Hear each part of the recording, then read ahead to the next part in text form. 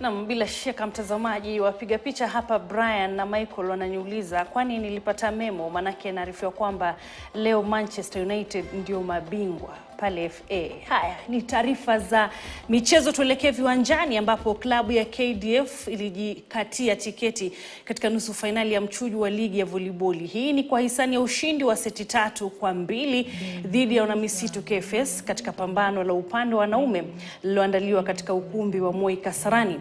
Upande wa wanawake, Kenya Pipeline waliwanyuka Post Bank seti 3-0, huku mabingwa watetezi KCB wakiwacharaza Kenya Army seti 3-1 kufuzu katika nusu fainali. Good play from Kenya Forest.